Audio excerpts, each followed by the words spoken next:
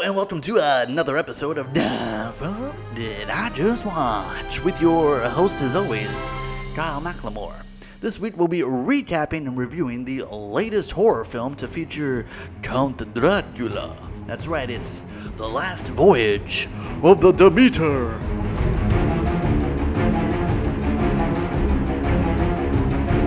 The entire premise of this film is quite fascinating because it's a horror movie. It's supposed to be a scary thriller Dracula film, and yet it tells you the entire plot of the film before you even sit down in the theater. The film is basically like, hey, remember chapter 1 when there was a boat and then when it rolled into harbor, nobody was on board? Isn't that weird and mysterious? We're gonna make a whole damn movie out of it. So it's a little weird for a horror film to just instantly take away all of the suspense of the film almost immediately. Because instantaneously we know that nobody's making it off the boat alive, dude.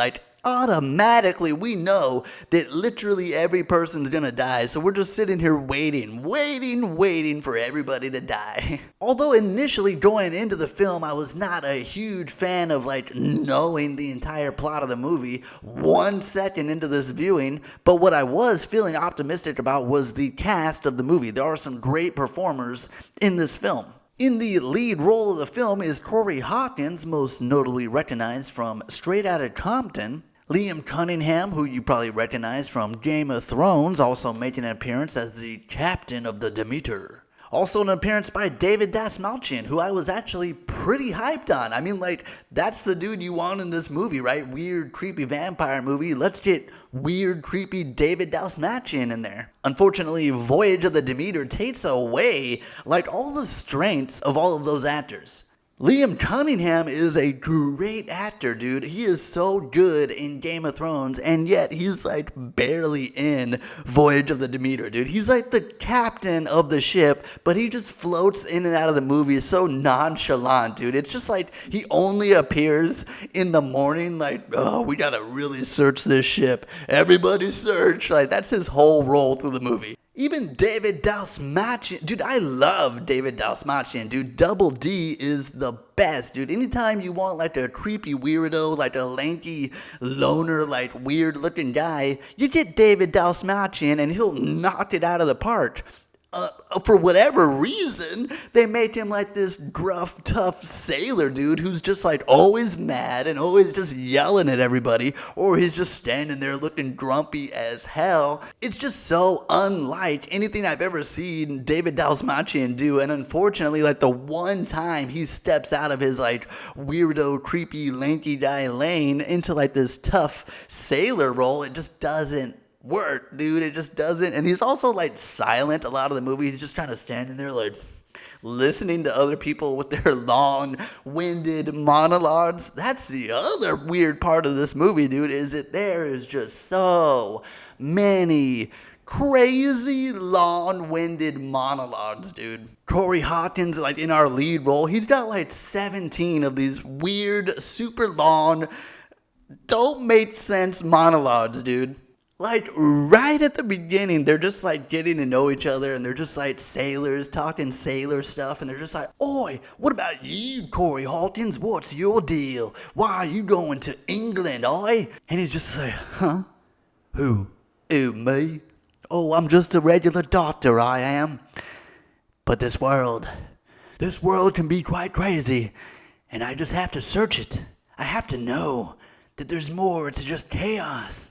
There has to be some order in this world. And it's hey man, what is with, what? Dude, there's so many of these long-winded monologues that just hit the brakes on any momentum in the film because everybody's got to talk for 3 minutes about nothing. And finally, that brings us to the monster. That brings us to the Count. That brings us to Dracula.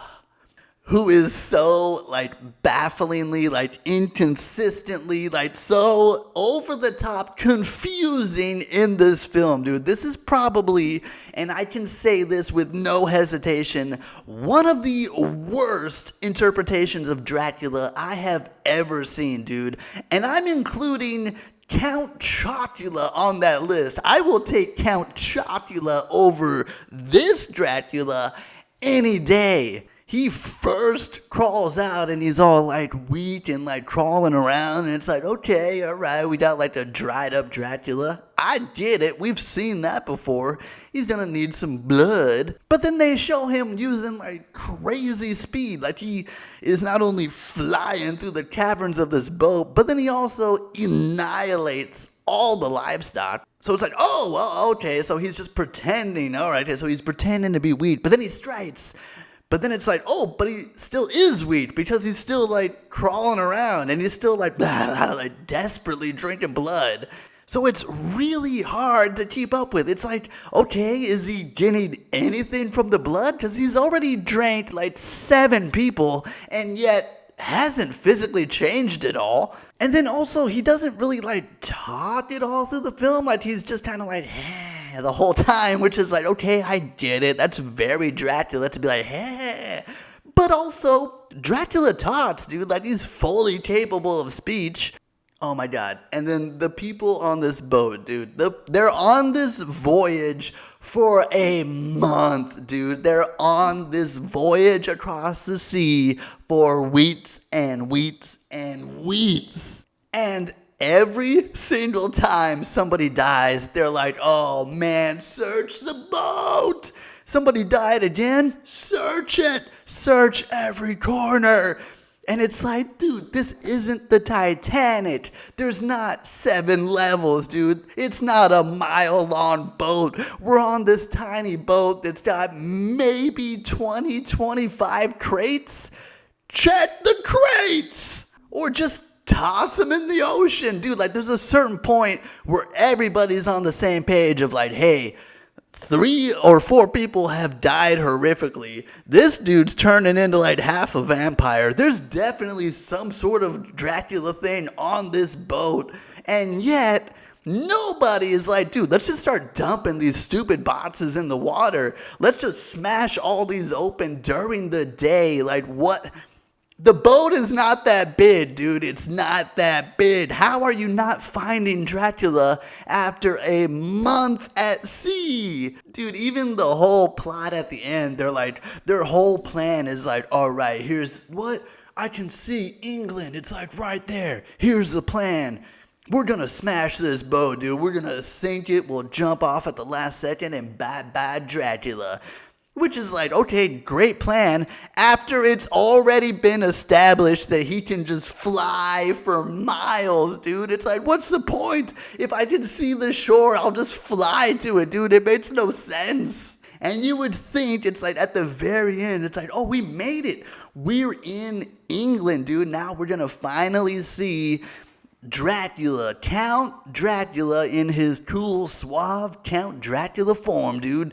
No more Man-Bat from the Batman the Animated Series where it's literally just a huge bat.